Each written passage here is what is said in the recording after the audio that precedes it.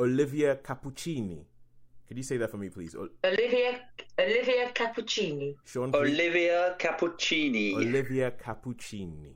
Let's get ready to rumble!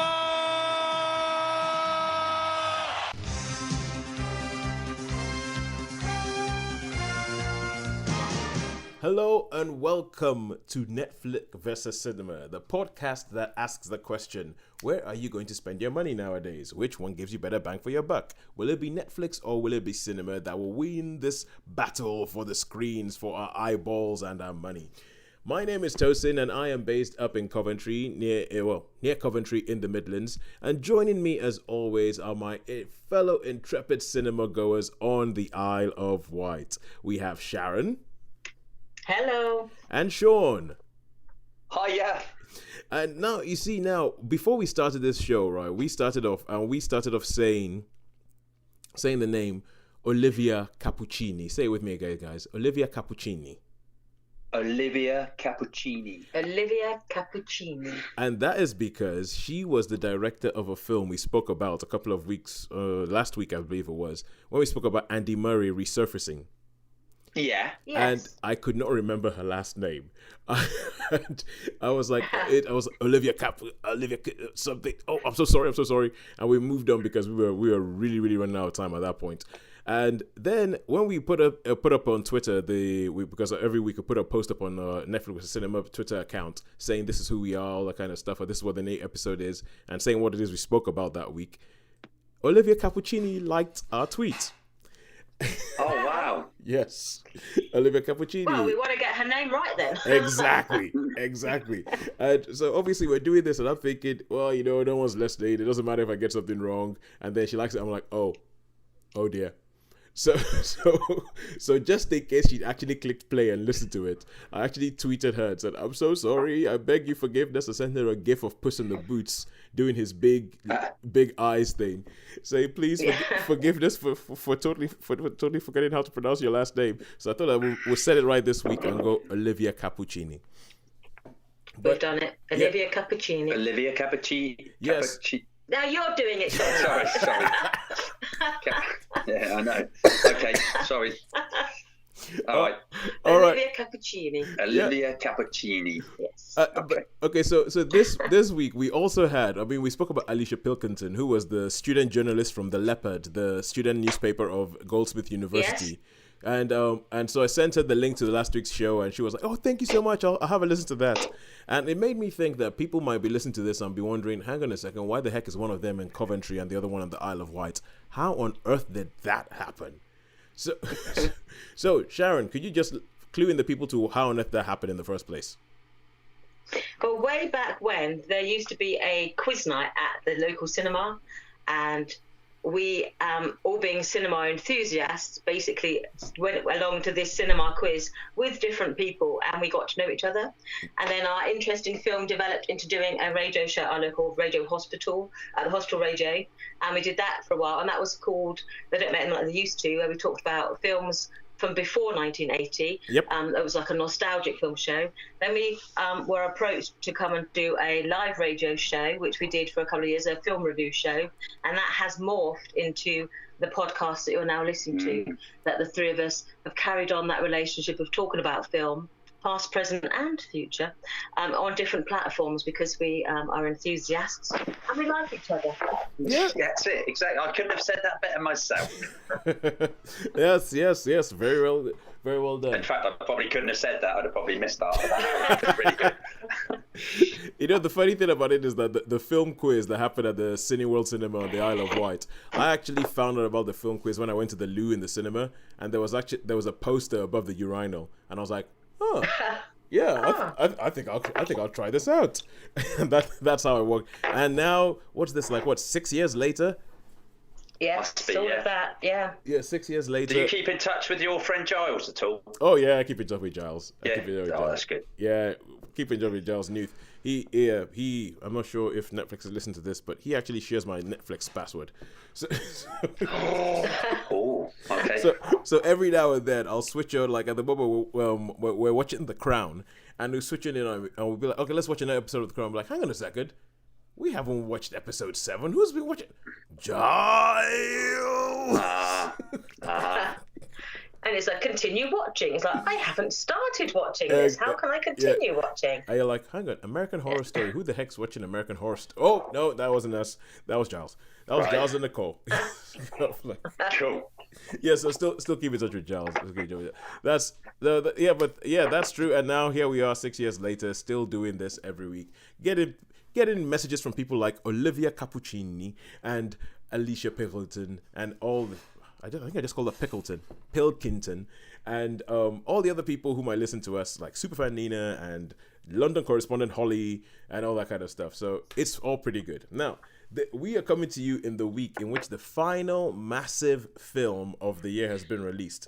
Well, apart from Cats, because regardless, and we've all been looking forward to that one, haven't we? I think Cats is going to be huge.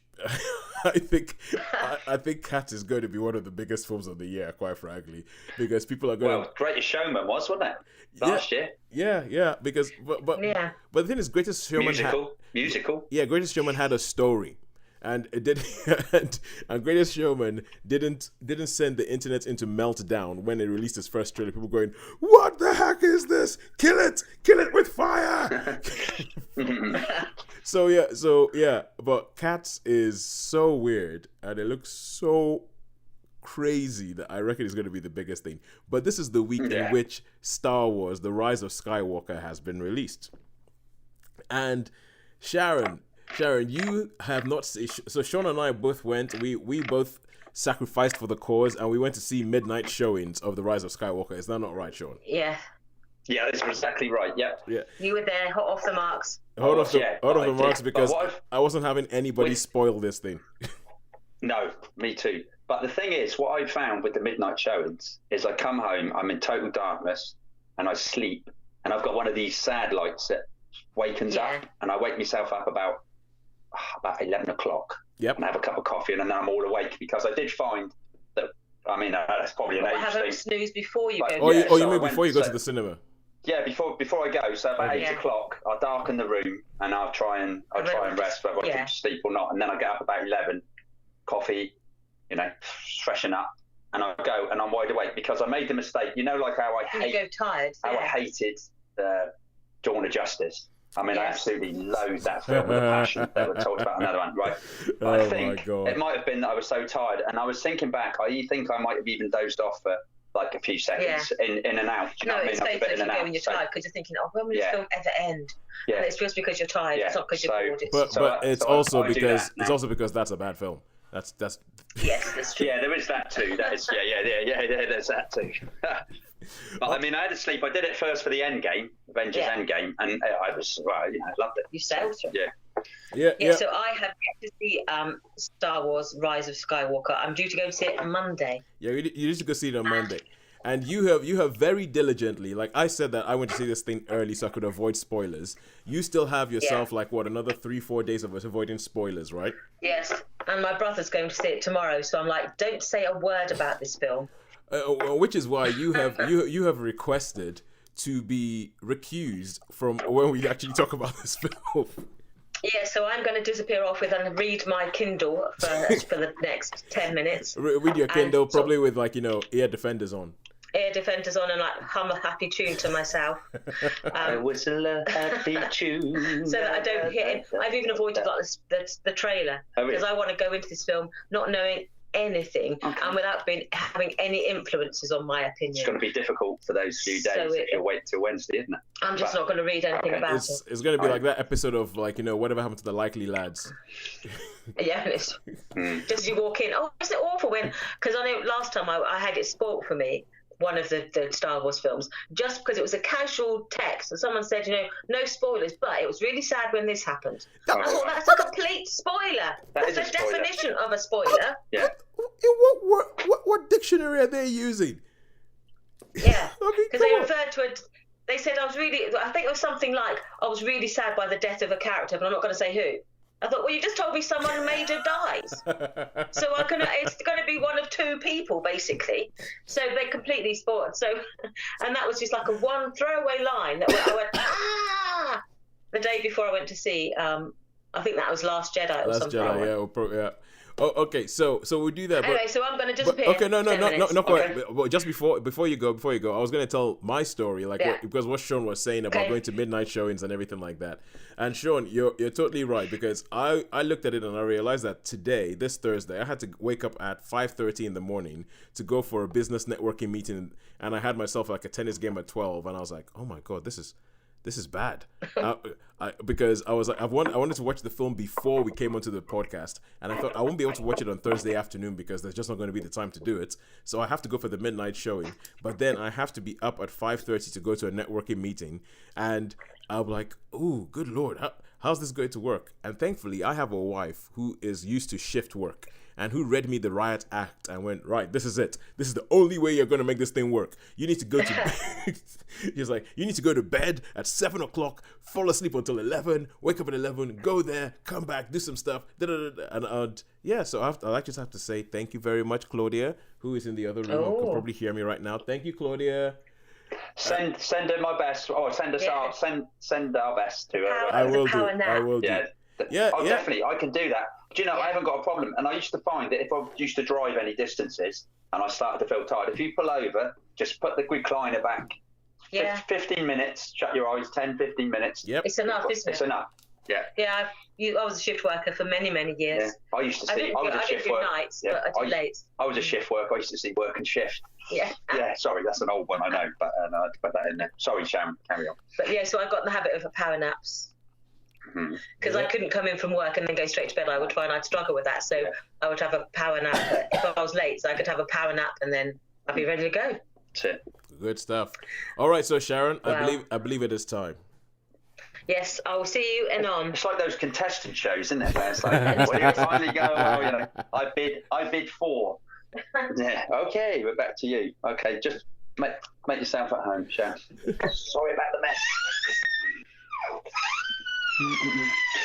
You see that? No, that is not a sound. That is not a sound effect. That is Sharon walking out of Shaun's room, opening the squeaky door.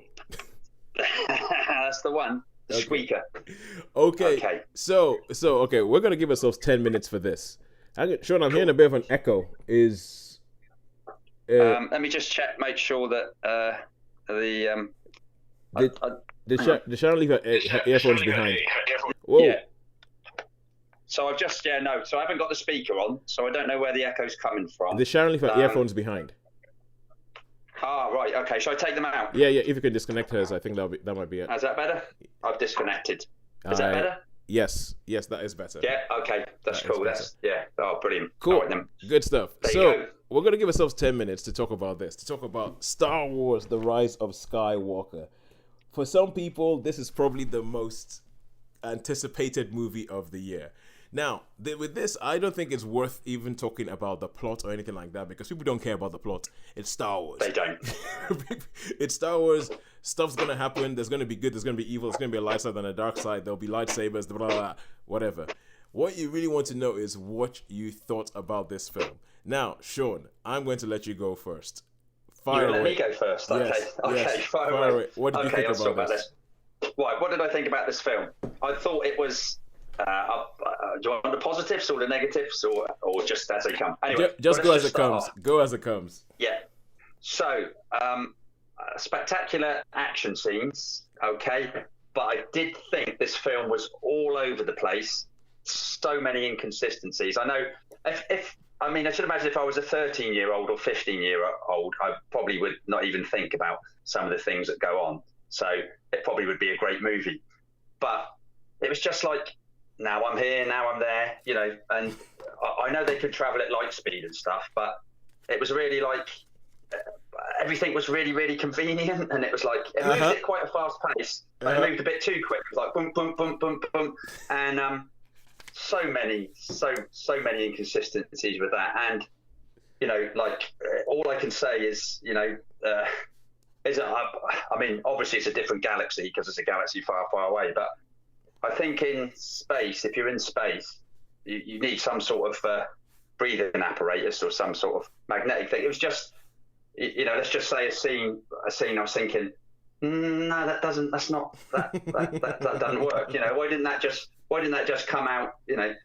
like one of the creatures, one of the horsey creatures, just sort of come out and float away into the, and not do nothing. But so yeah, for me, I think it was better than the other films, and it probably answered a few questions that people were after. But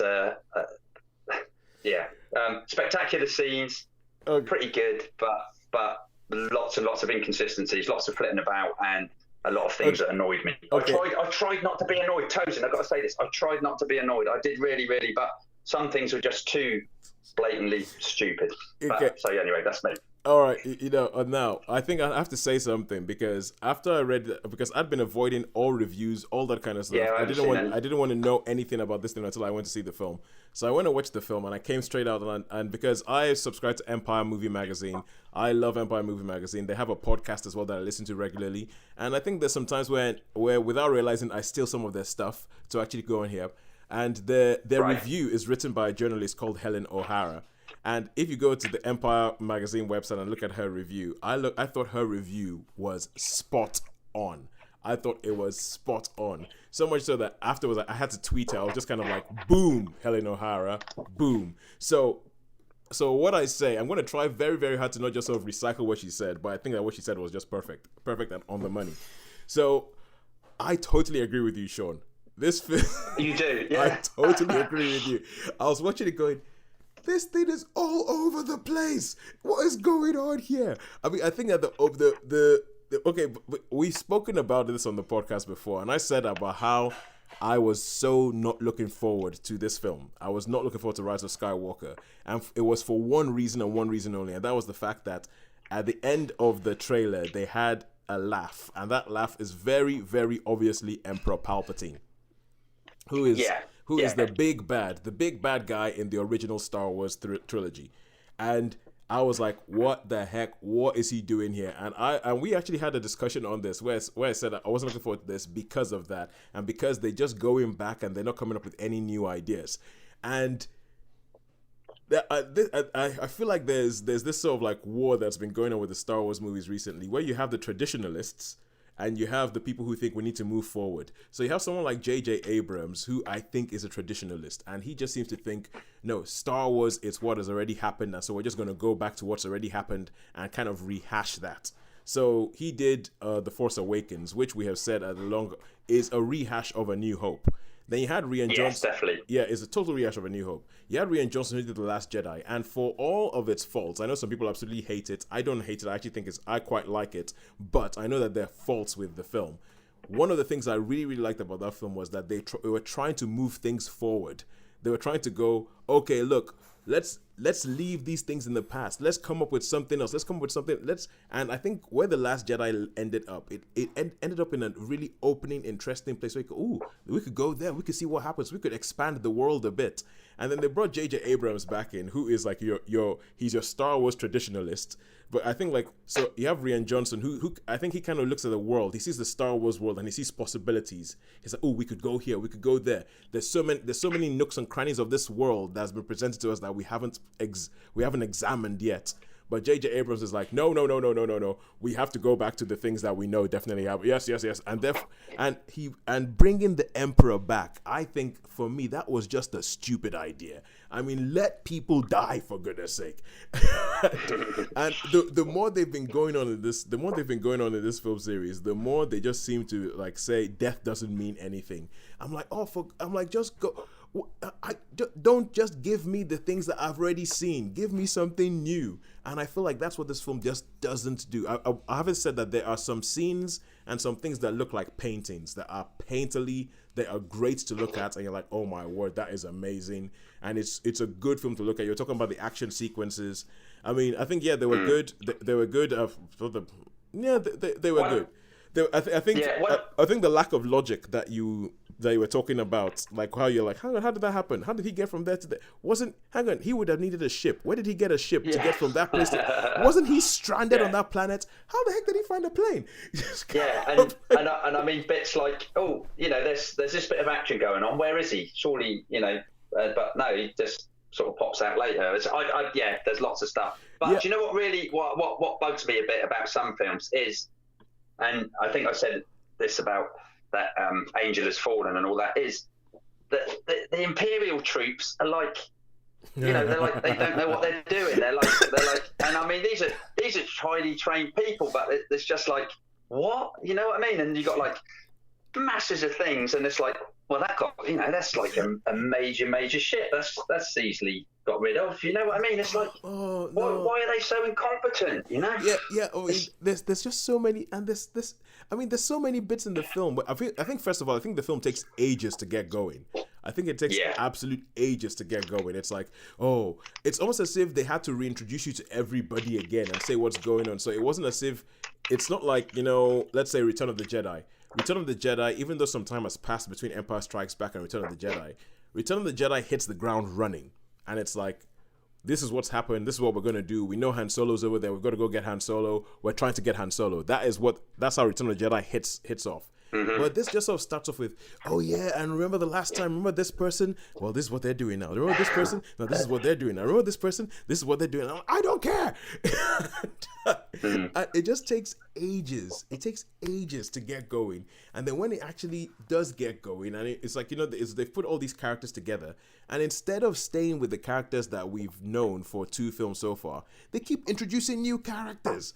They keep introducing new characters that you don't have time to actually, and this is a film that's already over 2 hours long, you don't have time to hang out with any of these characters to get to care. I just don't care about any of these characters there. But I'm like, just focus on the ones you already have. We don't need you to introduce new people. And you've cast really, really well-known good actors in all these tiny roles.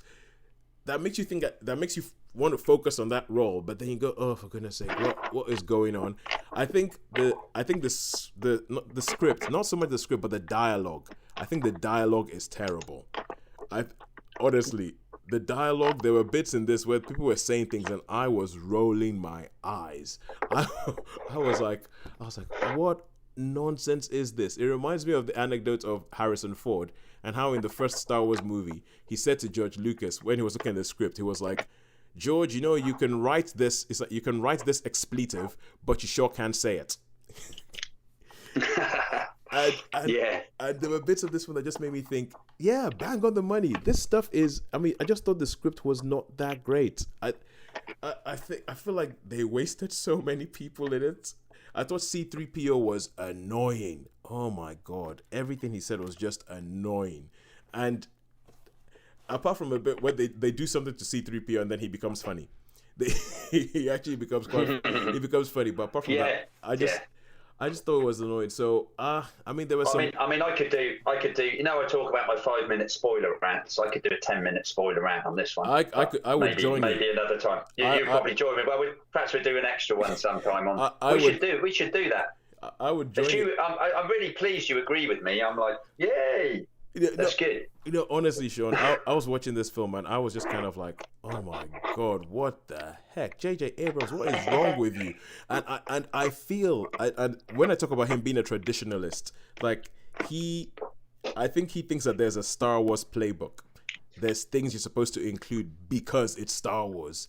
And I just felt like he just kept putting these things in, and it was as if it was a bit like a paint by numbers. We need to have that, check. We need to have that, check. We need to have that, check. And there's a bit where you have like, okay, if anybody's watched Avengers Endgame, people have talked about portals, and it's a bit where the cavalry arrive. And in every Star Wars movie, you have a cavalry arrive moment. And I feel like in the year in which you had Avengers Endgame doing such a kick-ass cavalry arriving moment, the one in this one just feels a bit meh. And a bit meh. Meh is exactly right. In the words of Happy John, meh. No, honestly, this is the thing. I came out of the cinema and my first thought was meh. And it was like meh, and it was also, I hope they don't make any more Star Wars movies. That was actually I was like, I sincerely hope they do not make any more Star Wars movies. But I think they're making a couple of TV series, aren't they? I mean, I've heard really good things about The Mandalorian. The Mandalorian, yes. Yeah, but that's not out over here until next March. Year, I don't think. Until March. Yeah, that long. Yeah, but honestly, this one just made me think, I'm over it. Yeah, me too. So we better give it our ratings, and we can get Sharon back. Yes, give it our ratings. I mean, You start. I'll You give go it first. I'll give it a 3. And I think, and to be honest with you, I think one of those stars is only because it's a Star Wars movie.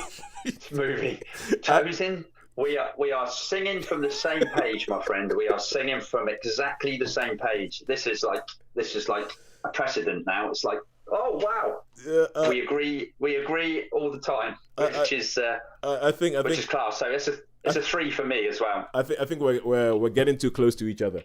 We've been spending too much time hanging around each other. But honestly, I don't think I've been as disappointed after a Star Wars movie as I was after this one. No. Oh, I mean, I guess they're trying to appeal to a whole new age group, aren't they? Really, maybe that's what they're trying to do. Yeah, but this is my thing. So, if you're going to appeal to a whole new age group, do something new. Don't bring back old bad guys that it makes no sense that they're still alive, that you don't properly explain, that you try and explain away in a terrible script with like some mumbo jumbo about nonsense, and I'm like, no, that doesn't make any sense. And it's like, you know how like in the old Star Wars movies, like Luke, because he's the Jedi, he spends a lot of time away from everybody else. And I mean, it's like the same hymn sheet. Rey spends all the time away from everybody else. Kylo Ren is supposed to be the supreme leader. He spends no time actually leading. He spends all his time chasing off after something or other. You're like, I'm getting onto spoiler territory. I mean, the Knights of Ren. What the hell? I mean, I know. Oh, good That's Lord. it. Oh man, I'm so sad. But yeah, I did not enjoy it. I've been hoping that the more I think about it, the more like it might grow my estimation. It might salvage something. But no, the more I think about it, the more I think it's not a good film. It's not a good film. I'm gonna get Sharon in, Toes. Yes, get her back in. I should. Yeah. Get her back Sharon. Oh, hang on. You all right, mate? Sharon? Okay. Oh yeah. Okay. Okay. So while Shaun and Sharon are coming back, it's just me and you, listener. I had the headphones in and everything, so couldn't. So it was like totally immersed. Sharon was serious. Sharon was serious. Yeah. That we are not going to spoil this for her. She had the volume on full and everything, didn't you? Didn't hear us think. We are not going to spoil this for her. Okay. No. All right. So okay. While you guys are get rid of that. While you guys are settling down, I'm going to start talking a little bit about the next film that we're going to talk about on Netflix. And back in the room. Yes. So now the next one we're going to talk about is Marriage Story, and this is one of 2 Adam Driver movies. You guys okay? Yeah. Okay, cool. There's just a lot. Back in the room and we're locked in. There's a lot of banging around going. So this is one of 2 Adam Driver movies that I spoke about recently that have. They've been in cinemas, but for a very, very short amount of time before all of a sudden they appear on a streaming site. And it's almost like a simultaneous thing. And that is, it's A, Marriage Story, and B, the Report. I think it's about a guy who was writing a report on American troops using torture. Now, I've seen Marriage Story. I haven't seen The Report yet. But we thought we'd have Adam Driver versus Adam Driver today. So we have Adam Driver in the cinema in Star Wars. And now we have... Oh, Sharon, I hope that's not a spoiler. Adam Driver is in The Rise of Skywalker. Yes. No, that's okay. That's an acceptable spoiler. All right, cool. Yeah. And, and so this is a film, Marriage Story. And because the last couple of films he's been in, Marriage Story, The Report... They both sort of disappeared from cinemas very, very quickly and then showed up on a streaming site. It made me worry for Star Wars, actually. I was like, if you have Adam Driver in a movie, it seems like it just doesn't stay in cinemas that long. But I think they'll be okay with Star Wars. But Sharon, just in case, go see it as soon as possible. And so, yeah, now Marriage Story is a film that stars Adam Driver and Scarlett Johansson. And it kicks off with Adam Driver's voice saying, "Oh, what do I like about Nicole?" And he starts talking, and you find out that Nicole, the person he's talking about, Nicole, is his wife. And it goes on for about 3 minutes, and he lists all the things that he really, really likes about his wife. Then Scarlett Johansson, Nicole, comes in and says, "What do I like about Charlie?" which is Adam Driver's character, and starts talking about everything that she likes about him. And this goes on for about 7 minutes, and then it cuts, and all of a sudden you see that they actually sat in a mediation meeting, and it's the first stages of them deciding the divorce. And it's the first stages of them writing down the things that they like about each other. It's supposed to help them so that as they're going through a divorce, they remember why on earth they love this person in the first place, and it doesn't get nasty. Yep. And then what happens from there on is just like it goes through almost in sort of like forensic detail of how this divorce works. And the writer and director Noah Baumbach, apparently he recently went through a divorce himself, and it really informed this film when it was being made. So it starts off with them. They have a young son, Henry. And it starts off with them saying, okay, let's just try and figure it out ourselves, because he's a director, he's a theater director, she's an actor. She wants to go out to LA and pursue some other things because she feels as if her life, she's only ever lived it for him and not for herself. And he wants to stay in New York. He really doesn't want to go to LA.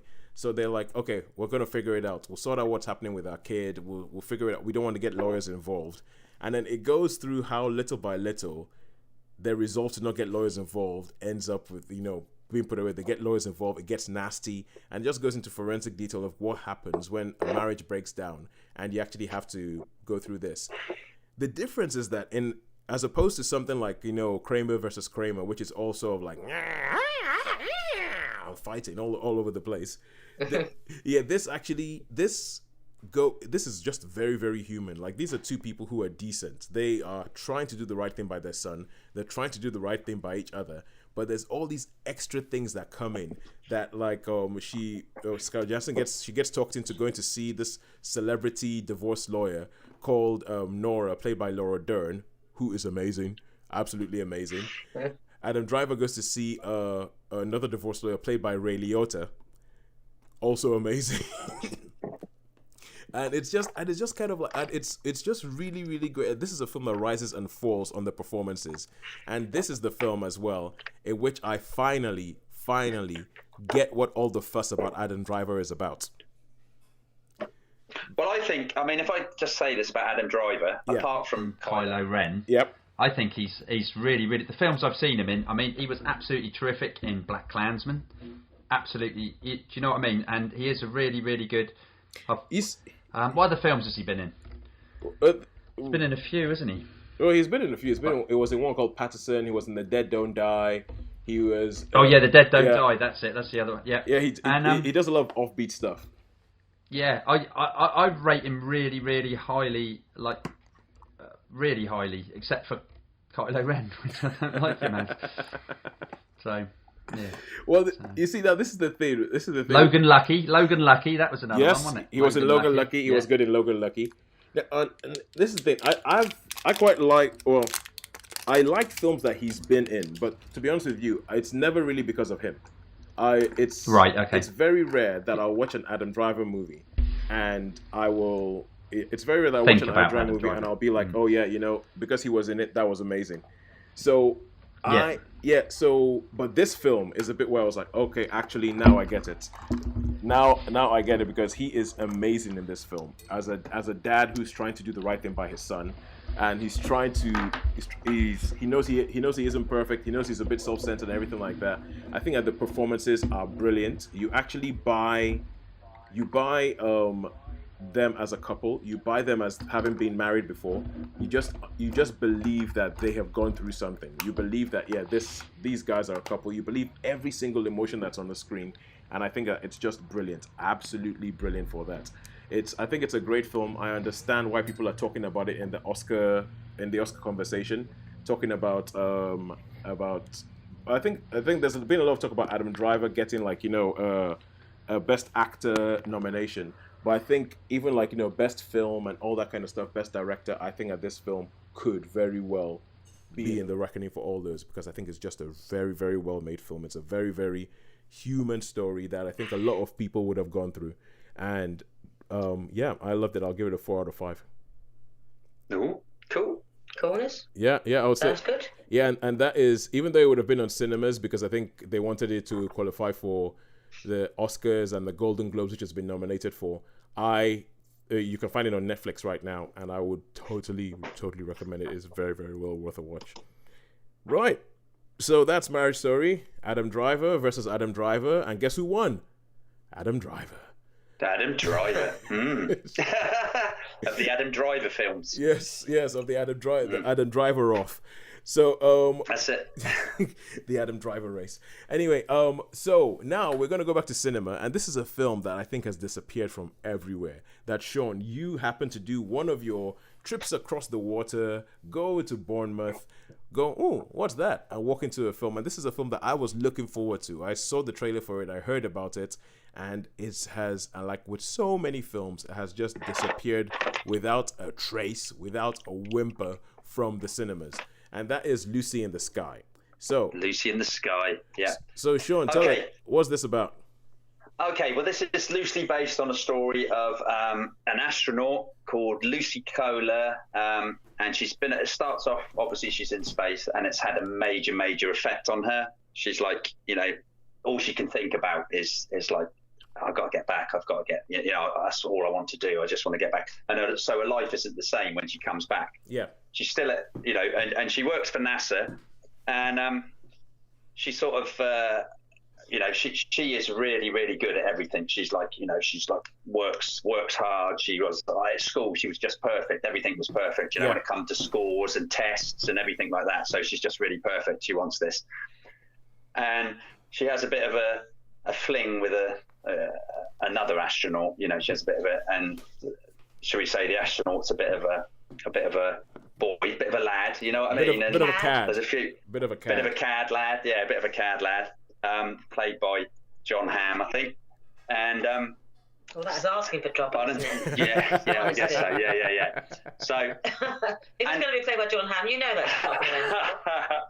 And but yeah, and it's, as I say, it's loosely based on a true story of she starts to lose it a little bit, because when she finds out that this, he's a bit of a play around. Oh yeah. And so she makes a plan to do a kidnapping. Right. So this plan is she's going to kidnap and then she starts going a bit, and then NASA who's she going to kidnap? She's going to kidnap. Well, I was sort of, because I read up about this a little bit afterwards. I thought she was going to kidnap the girl, like one of the girls, the astronaut, should we say? But so one of her love rifles. One of her love rivals, but in the film it looks like it's she's after the kidnapping the astronaut. To me, that's what it seemed like in the film. Okay. But I mean, it goes all pear-shaped, obviously, and so you don't really know who it was, but she had an idea of kidnapping, and she's got a daughter as well that she brings along. Her daughter said, come. So she's like, what's going on? And it's a bit of a crazy ride, really. Yeah.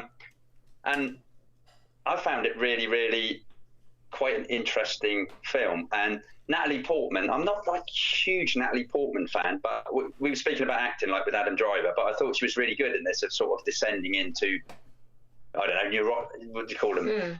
Neurosis. Neurosis. That's it. Yeah. So so I thought she was really good in this, and John Hamm is John Hamm. Like you say, Sharon. He's John Hamm. So there wasn't any acting there. But so you've got, and I mean, I'm quite interested in the space thing. So, but as soon as they said, "Oh, you can't go on the next mission," that's when she loses it totally. Yeah. So, and all these strange things happen. So so that's basically the story. So is the story mostly on her kidnapping attempt? Yeah. Well, I wouldn't say. I would say it's about half and half. It's about half the movie. Okay. But afterwards I researched it and all that, because she's actually, where she's driving to is San Diego, whereas in fact the actual incident took place in Miami. Okay. But and apparently, because like when she's doing the kidnapping, she goes into a hardware store and she buys like duct tape and clamps and all sorts of things like that. And the daughter's going, "What are we doing? What are you buying all this stuff?" And although this wasn't in the movie, when I sort of researched it afterwards, apparently in real life she bought some like adult nappies so that she didn't have to stop when she was driving, and she sort of took cans of gas and everything because she needed to get Yeah. She needed to get to the airport as the people were arriving, but she drove it. So she was like, taking drugs and just driving totally. So it's and I mean, it did go to court and everything, so it was all pretty, based on a real thing.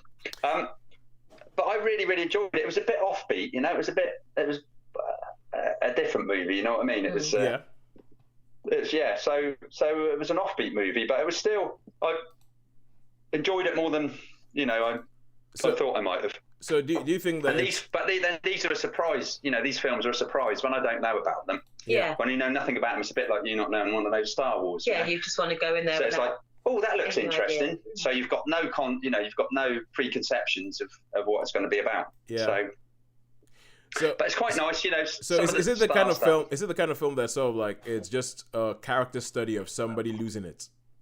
Yes. Yeah. Basically. Yeah. Yeah. That's basically what it is. Yeah. Someone slowly, their descent into going from a perfect A1 student to becoming a little bit, as I say, neurotic. Unhinged. She becomes a bit neurotic and paranoid and unhinged. And does some very, very strange things. All right, I'm gonna have to wait. Strange things. I think Netflix is gonna have to come to my rescue on this one because I was really interested when I saw this. I saw the trailer. I did a little bit of reading up about the actual story, and I was like, I wonder what they're gonna do with this film. So, how many stars would you give it? I probably I don't know with this one. It's a difficult one to call. I mean, I suppose along the lines, I would say probably give it a 3. I'd give it a really, really strong 3. Okay. I wouldn't say it was a super 4, but a really, really strong 3. Yeah. So yeah, I'll give this one a 3.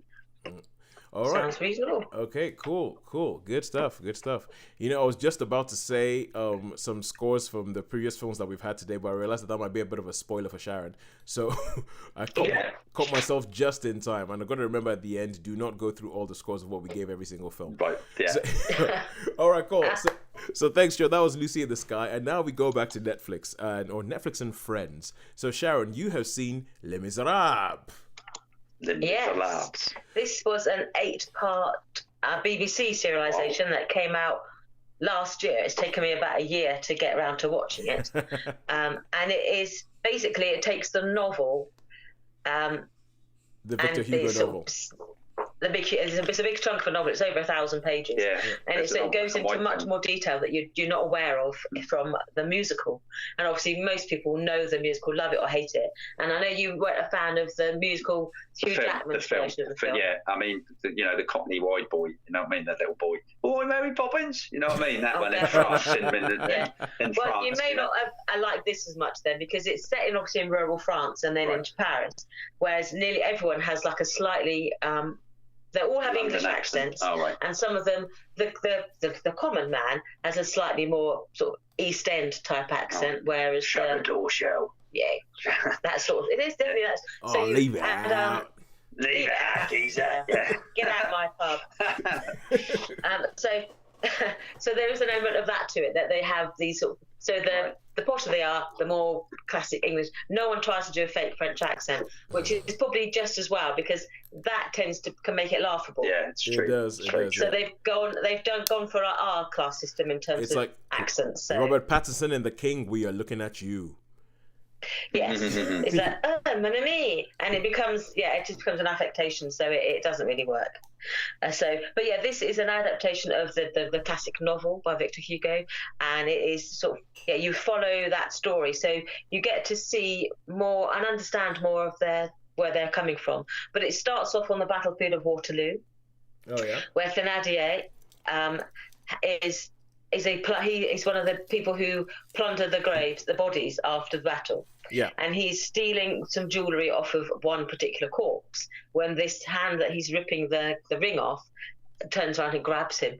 And he's like, oh, thank goodness, you've saved my life. I'm going to remember you forever. Here, take all my money. And so Thénardier then he buys an inn with the money he's got from this man that he was robbing, and he has then attains his reputation as the hero of Waterloo, that how he saved the colonel of the cavalry.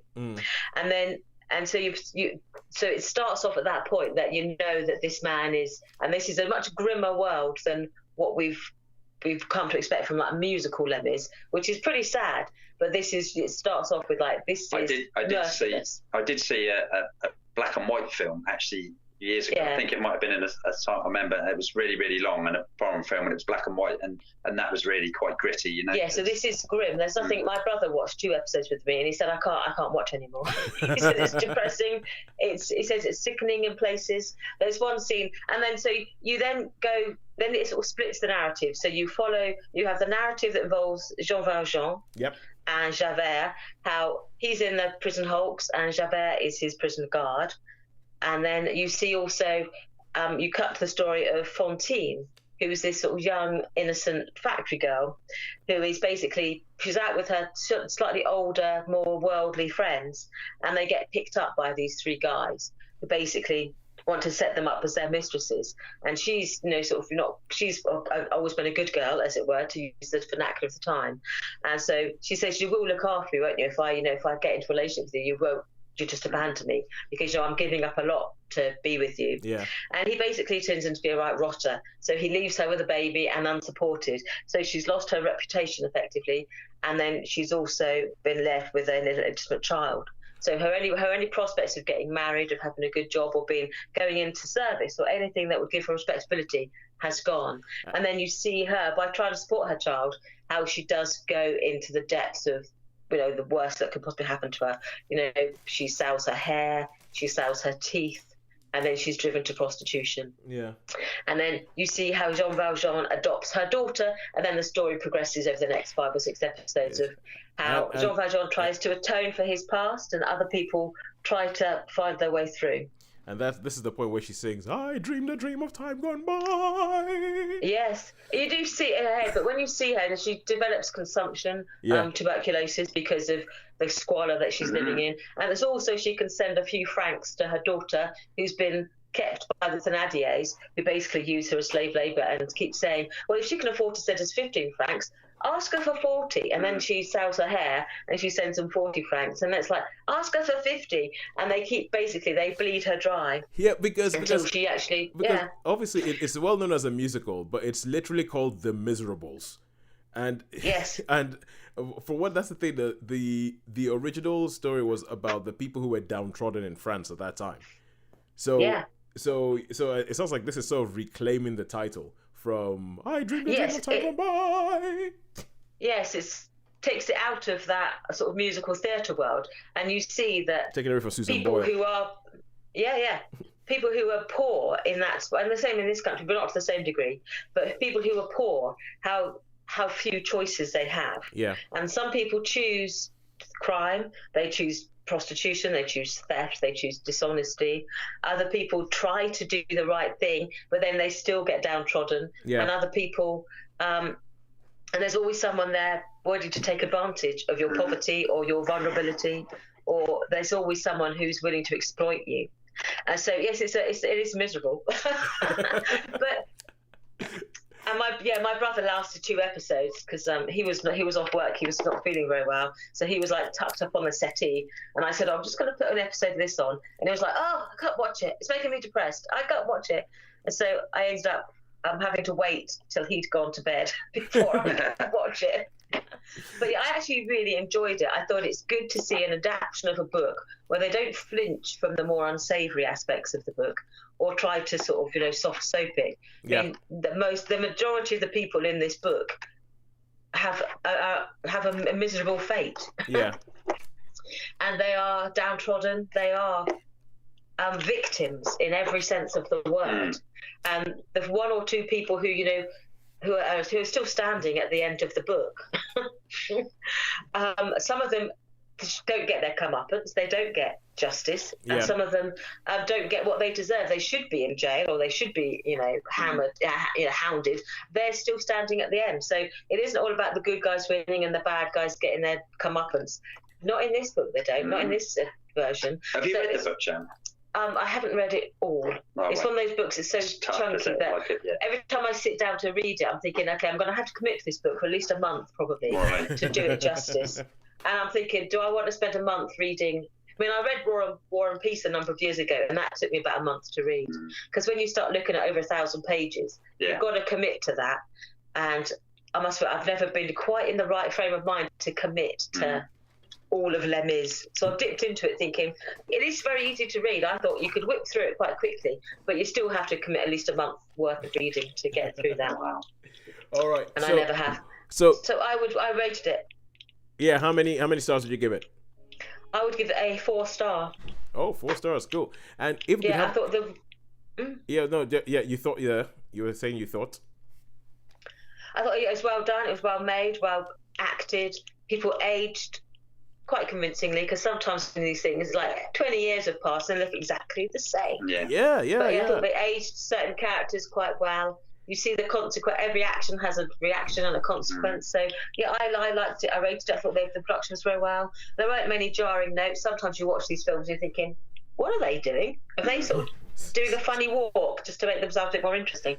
But there was none of that really stands out. Most of them, even Olivia Colman was ghastly as Madame Thénardier. And normally she's so lovely. It's like, oh, Olivia Colman, she's lovely. Well, she was awful in this, and you believed that she was absolutely awful. So it just shows how class she is. Once you said Olivia Colman, I was like, that's the role she would be playing. My first thought was, because you say that usually she's lovely, that's because you have not watched her in Fleabag. Oh, right. In Fleabag, she's horrible. But yeah, there's a great cast. Yeah, and she was up there. She was acting her chops off, which was good. But yeah, there's some really good people in there. There's David Oyelowo as Javert, Dominic West as Jean Valjean. There was Abdel Akhtar as Thénardier. Oh, wow. David Bradley as an unpronounceable grandfather, and Lily Collins was very good as Fantine. Yeah, so they were really, really good all the way along. I thought they did it very well. Obviously they're going with a more diverse cast than is usually cast in something like, to play whatever century France. Well, you think that worked quite well. You didn't really notice it after initially thinking, okay, interesting take, the fact that they've got. Javert's a black man. Thénardier is a Pakistani. Yes. Yeah. You don't think you notice it because you assume that, like our British Empire, the French Empire covered continents, didn't it? So you are going to have a diverse population, and even in those days, I mean, London was very diverse. I mean, the first black MP was something like 1760 something, wasn't it? So the people have had diverse cultures for a long time. Sure. It doesn't always get represented on screen. Yeah. And so I think London, mid 19th century Paris probably was more ethnically diverse than we assume it is, because they had colonies everywhere. So yeah, to me it didn't jar. All right. So yeah, it was, but yeah, it's interesting to see. All right. A more diverse casting. All right, cool, good stuff. Thank you very much for that. We shall now scoot over from there, because once again I've just figured out how to make the timer make a noise. So we're gonna go from Netflix and Friends back to cinema, and this is another film that Shaun, you have seen, and this is I've seen, yeah, Edward Norton movie called Motherless Brooklyn, and it is one of those films that has it's just like in and out of cinemas. It's been and gone.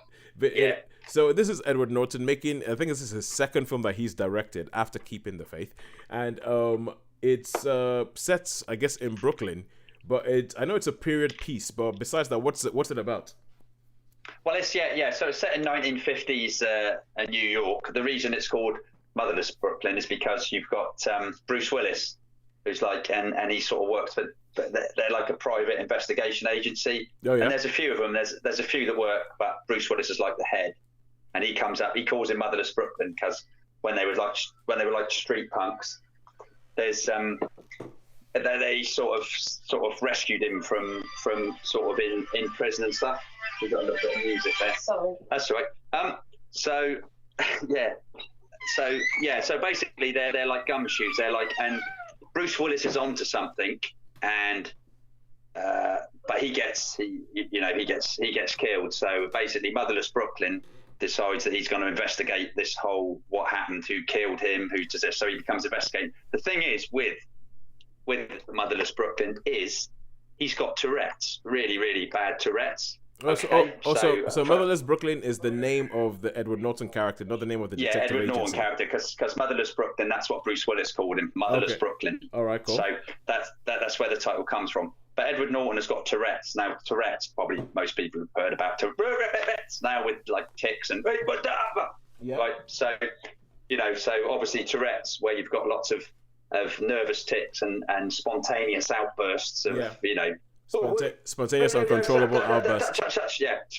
Uncontrollable outbursts. So he's doing all this investigating while he's got all this stuff. So there are some bits which are really, really funny, and everybody's got him tapped out as like, he's mad. They sort of accept it. Some of it's quite funny. Some of his outbursts are quite funny. And I mean, I've had sort of experience of people that have had Tourette's. Yeah. And I think he does a really, really, really good job. I think he does a terrific job of having the affliction, you know, and sort of just spontaneous. Some of it is quite funny, like with girls or whatever. He goes, oh, touch, oh, no, and they sort of look and say, well, who's this guy? So, yeah, I think he does a terrific good job. I think he gets a bit of a bad press, doesn't he, these days, Ed Norton, as being a bit difficult. But obviously, if he had control of this, I think it worked really, really well. And you've got Alec Baldwin. He plays like he's the bad builder, shall we say? But he works for the county. He's like the county. He's not quite the mayor, but he's up in those circles. Yeah. Or the rich he's industrialist. Like, parks.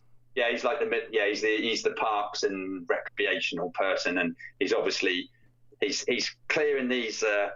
Slums. He's clearing these sort of, well, not slum areas, but he's clearing certain areas to build these new. Yeah, so you got a few. So basically, he's and he plays a really, really horrible Alec Baldwin, but Alec Baldwin nevertheless. Yeah, well, he can do horrible. Alec Baldwin's actually very, very good at doing horrible. He is. So he's really nasty, and obviously there's a few interesting bits throughout the film. There's a few people get hurt. It's not particularly violent. There was a few violent moments in it, but I thought it really, really worked. I mean, again, I knew nothing about this film, Tosin. I saw Motherless Brooklyn, and I thought it was going to be something like that Saoirse Ronan film, which was Brooklyn, whatever it was. Yeah, like that. I thought, perhaps it's. I really had this thought out as like some sort of romantic thing, and I was totally surprised by it. And 50s New York. Yep.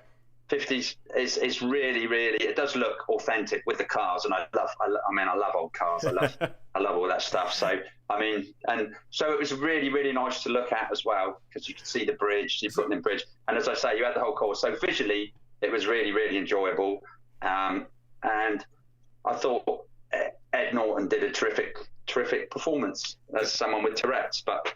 So he's quite clever as well. So although he's got this Tourette's, he's obviously perhaps a little bit autistic as well, and he's got a really, really, really good memory. So he can remember lots of things. Because I bet he don't even know what I said, and then he can just repeat exactly what he goes. Oh, I'm good at remembering things. So it's essentially it's pretty much a gumshoe movie.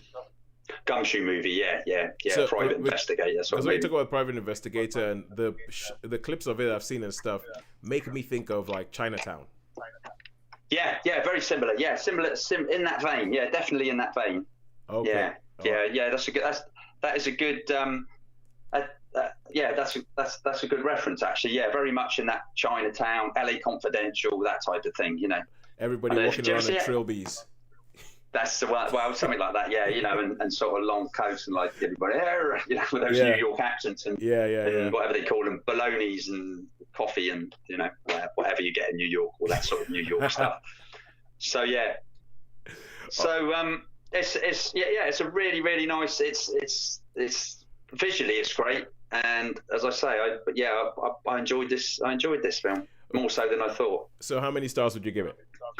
I'll probably give this one. I'm being tight today, aren't I? I'll probably give this one a 3 as well. So it was really good. There was nothing in, nothing sort of outstanding, but it was a good movie and I enjoyed it. I wouldn't say it was like a wow factor, but it was solid enough to warrant a 3. All right, cool. Has Sharon left the room again? She has, yes. Okay, cool. Because I think So- I can hear myself echoing through her headphones again. Oh, right, okay. She's Oh, back now, though. we just had the sound effect, the creaky door, which means that Sharon might be back in. Sharon might be Do-do-do-do. Do-do-do-do. Do-do-do-do. Do-do-do-do. Do-do-do-do. The Hello, creepy Sharon. and the googly. Right, here we go. We're Here we go. vamping furiously until Sharon gets back here. Back in the room. Back in the room. Back in There the you room. go, there you go. I'm The sorry magic. about that. That's okay. I normally have my phone on silent, but Okay, it was one of my elderly clients who likes to give me a ring every now and then. So I don't like to cut her off because she's living on her own and she likes the company. so she just gives you a ring just to talk about garden-related stuff. Okay, for those who are listening for the first time, Sharon's a gardener. So Yeah, so she just ring me, all sorts of things. She'll just ring. Sometimes she'll ring just for a chat, and other times she'll ring because she wants me to do something for her. Do But, stuff. yeah, but she's on her own now, so I just say, yeah, if you need anything, just give me a call and I'll do what I can. But yeah, she was just ringing up. Cool.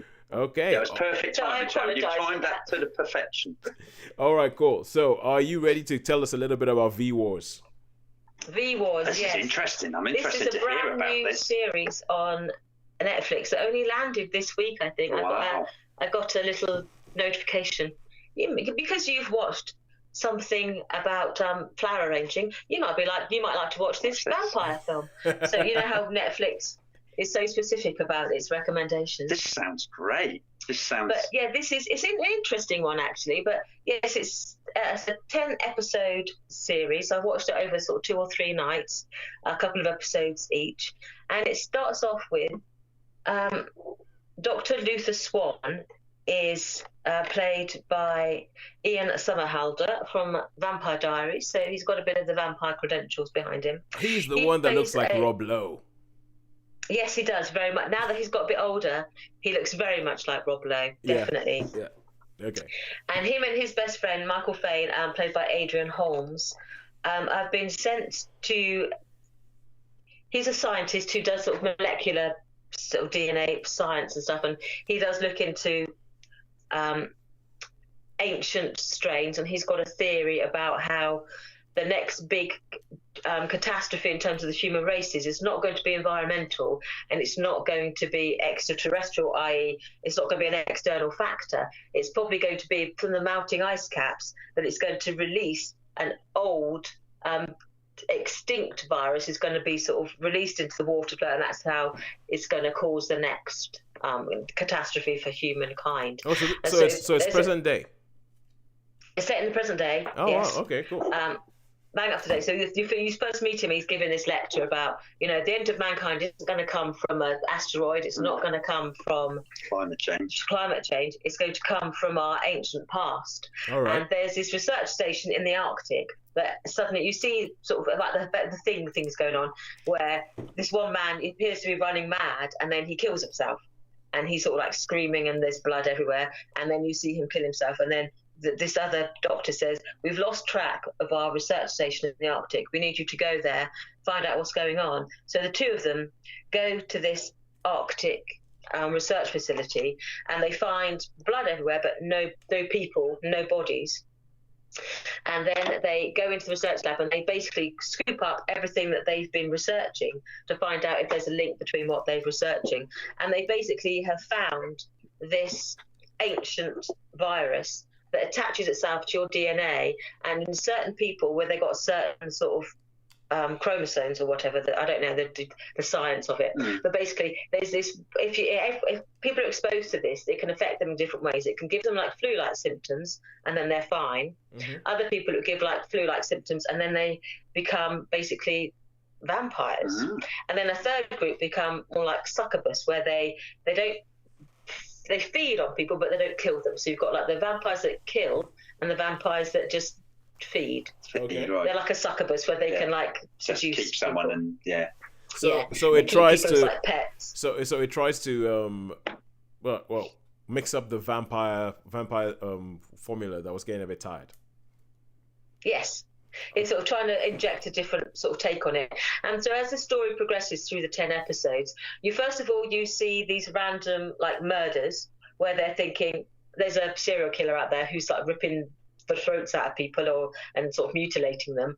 And then they become known as like the vampire killings. And then it turns out that the vampirism is not transferred by biting someone and like resurrecting them from the dead.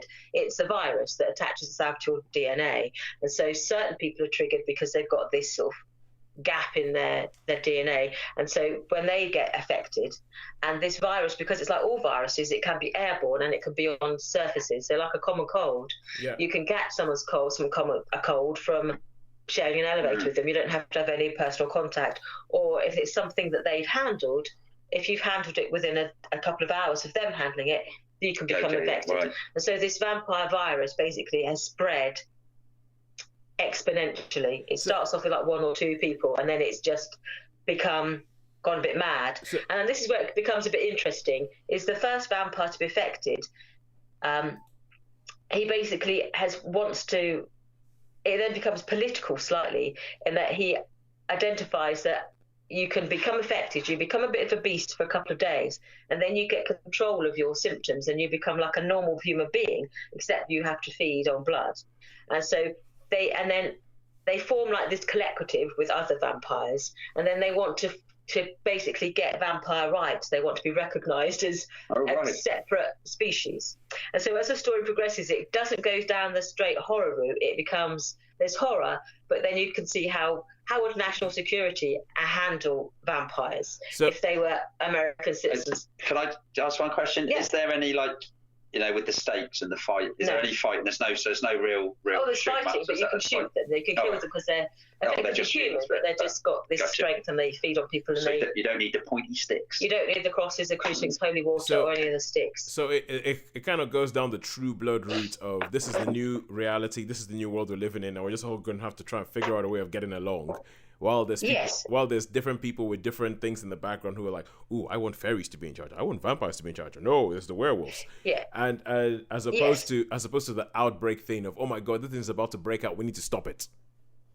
Yeah, but it starts off with that we need to stop it, and then you see the different departments in the government, like the FBI, and you see the national security people. One of them taking the approach is like, the only way we can deal with this problem is by killing them all, and another one saying, well, we can't kill them all because they haven't actually committed a crime, they've just got an illness, and until we can find a solution to this illness, we can't just go and arbitrarily kill people. And so you see it takes on a slightly different twist. It's not as soapy as like True Blood, but it has elements of that in terms of like, this is a reality.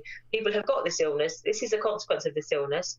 And you can't remove their rights from them. They still have rights. Oh. And so it goes on down that road. So it's quite interesting.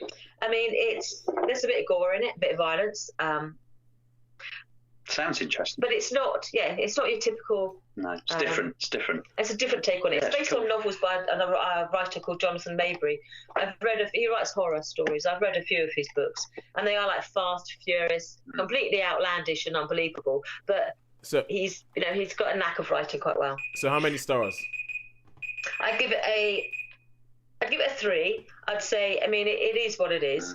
I mean, at some points you're thinking, this was not where I was expecting it to go. But it's still interesting for all that, and you get lots of people die who you don't expect to die, so they keep you guessing. But I would give it a 3. I think it's worth the effort of watching it, and it looks like it's set up for an interesting season 2. Okay, you see now this is, because when I saw the thing that said V Wars, I thought it was the TV show V. Yeah. Remember I thought it was like they were bringing V back. I was like, oh, again, all right, cool, not bad. All right, cool. So we're going to leave Netflix and Friends, and we're going to come back to cinema. And this week, I saw a preview of a film called Parasite. Now, this is a film that is being raved about. It won the Palme d'Or in Cannes this year because it is a South Korean film from Boon Joon-ho. I might have to apologize for that next week. Or actually, not next week, because we're breaking up for Christmas. Oh, Merry Christmas, everybody. We'll see you in the new year. Merry Christmas. Yeah, so it's it's being touted for Oscars, especially for the best film not in the English language. And I got one of these things where they say, "Ooh, you're going to be watching a film." You can't figure out what film this is. And it was one of those things where they said, just show up or buy a ticket. You don't know what film is going to be until the film actually starts, but be warned that they said it's a highly rated movie and it will be subtitled. And I was thinking, oh, I'm not sure I can be bothered. I mean, I can't think of any highly rated movies that are subtitled that I'll be hoping. And I was like dragging my feet about going to the cinema and all that. And once again, Claudia, my wife, yeah, I seem to do a lot of good things in life because she makes me. But so once again, she was like, just go. And as I was parking my car outside the cinema, I was like, wait a second. It's Parasite, isn't it? It's going to be Parasite. Oh my God, I really want to see this now. And sure enough, it was Parasite. And this is a film I've heard a lot of good stuff about, but I had no clue what it's about. So when it kicks off and you're in South Korea. I think you're in Seoul. I don't think they actually ever say what city you're in, but you're in a big city in South Korea. And you meet this family. There's a father, mother, a daughter, and a son. And you meet this family, and the first thing that you can do is like almost the first words of the film is the son going, "Oh, we've got no more Wi-Fi. The lady upstairs has put a password on her Wi-Fi." And you get this idea through this family that this is a family who live below the breadline, and so they're trying to like steal Wi-Fi from their neighbors because all their phones have been turned off because they couldn't pay the bill. They're trying to figure out ways that, so they go, then they're like, "Oh, walk around the house and see if you can get Wi-Fi from it." And so, "Oh, I found one," and he's like crouching over the toilet because they have this sort of basement flats. What they call them semi-basement flats in Korea, which are essentially below street level. And it's they have to kill like cockroaches in their houses. They're waiting to try and get like, ad hoc jobs. There's somebody who's fumigating the street, and the father's like, leave the window open because then we'll get free fumigation. So even though the fumigation stuff comes in and nearly chokes all of them, he's like, no, leave it open, we get free fumigation to kill all our bugs. So you get the idea that this family do not really have anything whatsoever. One of the son's friends comes along, and he's like, "Oh, I am tutoring this really, really rich, this rich child or child of rich parents, and I'm going to be going out of the country for a while. You're the only one who I trust with her because I kind of like her, and all the other people from university are just going to try and make a move on her. But you, I know, I trust you. You're not going to make a move on her." And the son's like, "But I haven't been to university. When they wanted to see my credentials," and he's all like, "Don't worry, the mother's a bit dim. She won't really know about it. Just show up in a suit, it'll be fine." So he goes to this family and he starts tutoring their daughter. And because they're rich, they pay him quite well. So he's like, "Hey, parents, look, I've got money." And he gets all this money back and he's coming to the family. And when he's speaking to the mother, the rich mum, so Mrs. Park, he's speaking to her. And she's talking about her youngest son, who it is hinted is autistic. And she's like, "Oh yeah, he's really, really autistic and he just needs somebody. He needs an art tutor for art therapy." And the son is like, "Oh yeah, well, there's this person who I know. Oh yeah, I've met her from somewhere else. Her name's Jessica. She's really, really good at art therapy. I'm not sure but she's really expensive and all that." And she's like, "Oh yeah, please, I'd love to meet her." Then he goes and grabs his sister and gets his sister to pretend to be this well-known art therapy person so that she gets a job. They start paying them. The sister figures out a way of getting rid of the driver for this rich family and then gets her dad to take that job up. And then eventually they figure out a way of getting rid of the housekeeper because they live in this massive mansion. And they get rid of the housekeeper and then get their mum to take it. So essentially this poor family, the Kims, surround this rich family, the Parks, and just sort of like, and they're like, "Yeah, all this money is coming from their family into our family." And it's really, really sort of like, especially if you don't know anything about Korea, it reminded me a little bit of growing up in Nigeria because we have a similar kind of system where you still have, I guess, what you call a servant class. You still have a servant class. You still have have living maids and living house helps and all that kind of stuff. And it's about how this family surround this other family and just take money from them, and all the money is coming from the Parks into the Kims, and the money that's coming to the Kims it means a lot, but it's nothing to the Parks. They don't even care. It's like yeah, whatever. It's not that big a deal. Like, just throwing money away, and it becomes this sort of like examination of the social strata in there. But then it goes crazy in the way like Bong Joon-ho does this in his films. Something always goes mad, and what goes mad, you have to see to believe it. You have to see to be like, okay, what what just happened? but it's so good. It is quite. I don't think I've seen anything like it for a while. I mean, I haven't seen anything like it. Like the way they go with the whole thing, with the way it's kind of like a satire about the haves and the have-nots. People have compared it to Downton Abbey because you have the rich Parks who live up there, and then you have like the people who are below the breadline, and how the rich people have absolutely no clue about what life is like for the poor people. So there's a bit where you have there's a rainstorm, and this rainstorm devastates like the city, and there's people who have to go sit in like bus shelters and all that because the houses have been flooded. And then the next day you have like one of the rich people going, "Oh, it was so great that we had all that rain yesterday. It cleared up all the pollution, and now we have a lovely sunny day." that kind of, but it's a great film. It's an absolutely brilliant film. It is so close to a 5-star, but I'll give it a very, very, very high 4. Because good. Yeah, and I don't know whether it's just because I'm so used to English language films and because it's in Korean and it's like different architecture and different ways and different things and everything like that. But I just really, really liked it. But it was also a culture that I kind of recognized from being in Nigeria, and it made me think about things and go, yeah, that's a good point. You know, all those drivers who we had who were so loyal for so many years and all that. What did they really think of you? So great film.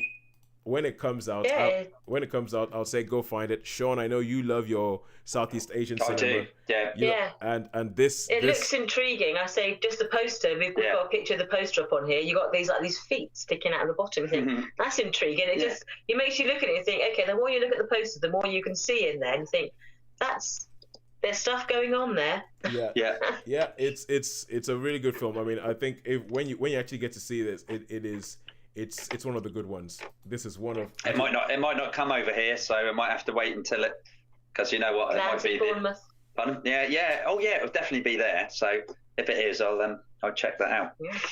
Yeah, really, really, really good film. Really, really good film. Cool. Right, so now we go back to Netflix and Friends, or Amazon, or Stars Play via Amazon.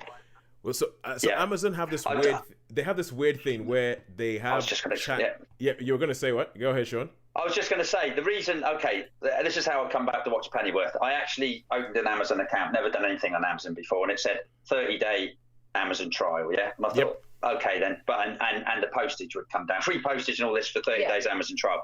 So, I mean, I will go back to Netflix. I was on Netflix to get this, and the first episode, because this is a 10-episode series, the first episode you could watch. Yeah. Now I watched the first episode and I thought, I'm going to pay it. What the hell? I'm going to pay. I'm going to pay the extra, and I'm going to watch the rest. I'm going to watch the rest. So I actually, normally something's got to be pretty damn special. It's got to be really good for you to do that. Yes. Yeah, it's got to be really good to me to do that. So that's how watching Pennyworth come about from watching the first episode. Amazon. So it's like a plug-in to Amazon, though, isn't it? It's not Amazon Prime. It's you have Amazon because Prime. You buy Amazon this is an Prime, extra service, and then you pay for the channel on top of Amazon Prime to get stars. Amazon Prime, that's it, exactly. Yeah. You pay extra. It's a bit like, I mean, Amazon are doing all this. They got the Premiership games as well. Which, These sort of funny little, they're like so plug-in apps, aren't they? That you can just tag onto your Prime account. They do. So anyway, the story. This story is about Alfred. Batman's Alfred. Yes, because Alfred Pennyworth. De facto, whatever. Yeah, de facto is butler. This is when he's like young. He starts. He's like in the SAS. He's been in a war, and he comes back. They're out of the army. He's got a couple of friends, and he sets up like a security company as a bouncer. So he's like a bouncer on it, and he just happens to be with Bruce Wayne's dad. Thomas Wayne. Thomas Wayne, and he's sort of in the club and he's having a bit of trouble, so he bails him out. So that's like the first contact there. Okay. Well, and it takes place in like it's got to be really early 60s England, and I mean in this it's an alternative universe. So obviously the policemen, they got the helmets, but they got guns as well. So in this, the policemen have got guns. There's these two factions. There's a no-name league and the Raven Society, and they're fighting for political powers. You've got the Queen, you've got the government that are trying to. And this is just so new and so refreshing and so absolutely, totally out there. You know, I mean, it's just great. The whole universe is great. All the episodes, they've got names like, Cilla Black. So it's all like 60s. You've got Paloma Faith's in there as a sort of Myra Hindley. No, that'd be a bit horrible to say that. She looks a bit. Because it's the fashion. Because that was the fashion at the times. And got the sister that's got the big hair. Hairdos, up sweat. And as I say, and it's quite violent and it's quite sweary, but it's just, I don't know, I just can't explain it. The atmosphere, it just feels totally different, totally new, and he's pretty cool, Alfred. You know, he can look after himself, he can handle himself, and there's a bit of intrigue. And you've also got Batman's mother, but she's not a Wayne at the moment. She's Martha. Yeah. Why did you say that name? Yeah, I knew that was. Yeah, that's exactly what I was thinking. I was thinking that myself. So, but. So Martha Kane, yeah. So she's Martha Kane, which I assume Bob Kane invented. Oh yeah, the guy who invented Batman, yeah. So I'm assuming that's why they said that. And you've got Mr. Ripper, because there's like there's lots of different episodes. Oh, what, the inspector, the police inspector? No, he's not. No. He's an undertaker. He's an undertaker. He runs the East End. You know, he's got like a little mob, like a bit like the Peaky Blinders, I guess you call them. And there's one episode starts off like that, and there's assassinations, and it goes to a place. There's an episode that is like the Wicker Man, where they go out to the country to find the second in command of the Raven Society. You've got and there's the one with another episode is about who was the Satanist, the Aleister Crowley. Crowley. There's an episode about Aleister Crowley. So there's one episode about that. And do the Krays show up at any point? No, the Krays are not in it. It's totally different. So they've got a different gangland, but it's gangs. Yeah, but it's very violent and it's very sweary.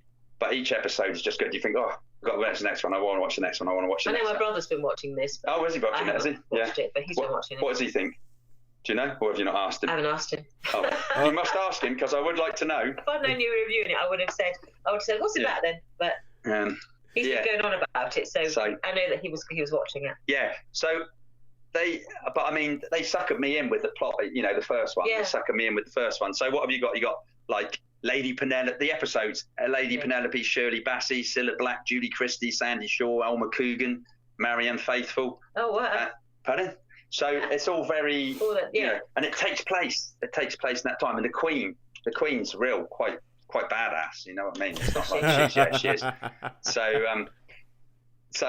And take any prisoners. No, that's it. And Lord Hardwood is like, I don't know. Oh yeah, and there's like the hanging thing as well. They got the hanging going on, like public. They still have public hangings and all that. And they're like, bring them out. So it's a bit of an alternative 60s England. Total alternative, yeah. Really, really new. Really, really fresh. Really, really.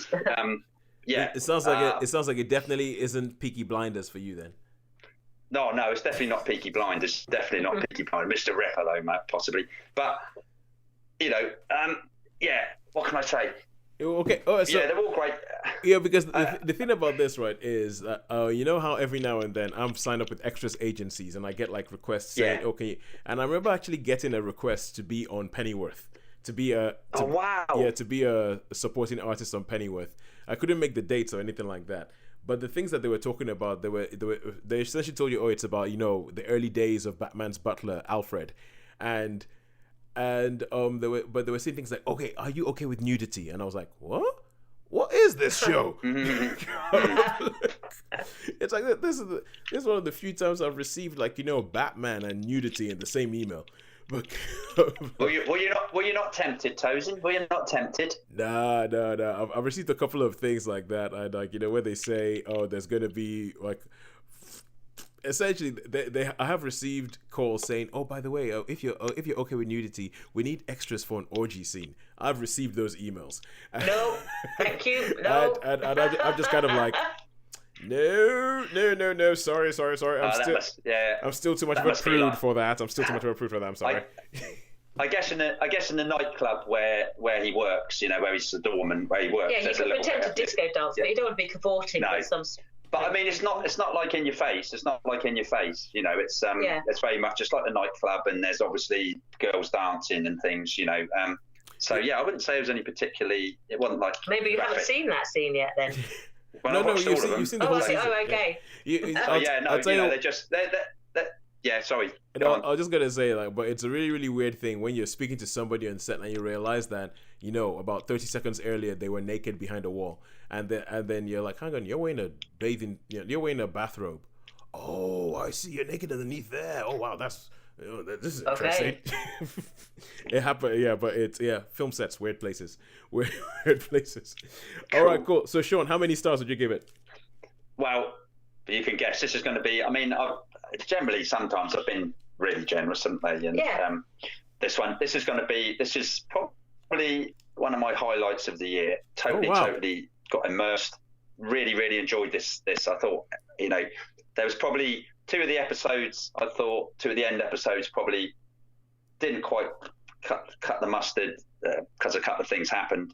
But on the whole, you know, I mean, totally immersed. It's new, it's fresh. Yeah, fantastic. This gets a big 5 from me. I wouldn't have paid for it otherwise if I didn't think it was worth it. All right, cool. So, Shaun, now that you've paid for it, right? What you need to give me your password so that I can. Okay. All right, cool. So that's a big 5 for Pennyworth. I joke, of course, but we'll talk later, Shaun. Yes, of course. Yeah. Can't do that. All right, cool. Right. So all that's left to do is to say who has won this week without telling you about individual scores or anything like that. So, Sharon, after Monday, you can go listen back to the rest of the podcast and you can figure out what it is that we said. Yeah.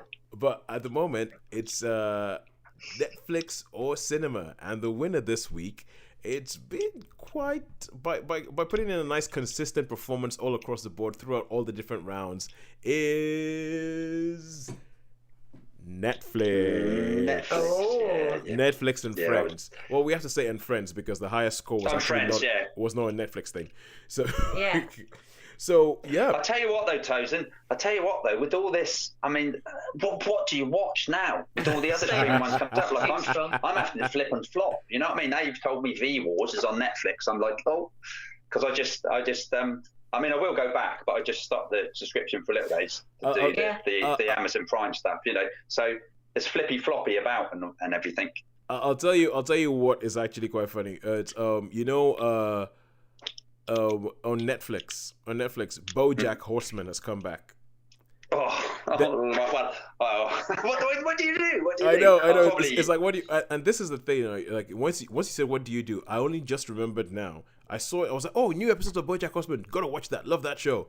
And there's so much stuff I totally forgot that was out. I forgot that was something I was supposed to watch because, as you said, there is so much stuff. Yeah. And as I keep saying, it's not even that there's so much stuff because there was for a long time there was a lot of stuff, but it's that there's so much good stuff. There is. So, that's it. And I think in a way it's good because they're actually competing with each other, aren't they? Yeah. And it's working. It's like it's driving the quality way up. It's driving Yeah. And I mean, something I'm really, really looking forward to, but I mean, we're not getting it for a while, is The Mandalorian. Well, I'm looking forward to Witcher, which is out this weekend. Oh, wow. So I'm hoping to catch up. Is that Netflix or is that Amazon? That's Netflix. So all these people be like having, you know, they're like lows, weren't they, really? And then you got the BritBox stuff, so, you know. Yeah, let's see. I don't know where we're going to go. I'll tell you, Disney... What are you looking forward to?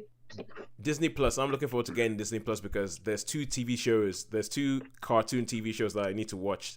Which, because Disney are horrible and they keep locking them up and they don't even let you buy DVDs of these shows. There's 2 episodes of Phineas and Ferb I haven't seen, and Star vs. the Forces of Evil.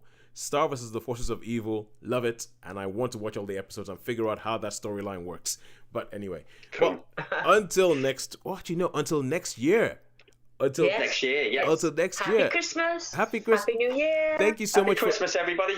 Thank you so much for being with us for the whole first year of Netflix versus Cinema. This is the end of season 1. We shall be back somewhere probably in the week of the 7th of January or something like that. I still need to hash it out with these 2 and figure out exactly when they're available after turkey time. So yeah, have a great Christmas. Have a great New Year. And until 2020, all that's left to say is a goodbye from me. Goodbye from me. And a goodbye from me. Merry Christmas, Happy New Year. Merry Christmas, Happy New Year. We will see you in the new year. Bye. Bye. Olivia Cappuccini. Cool.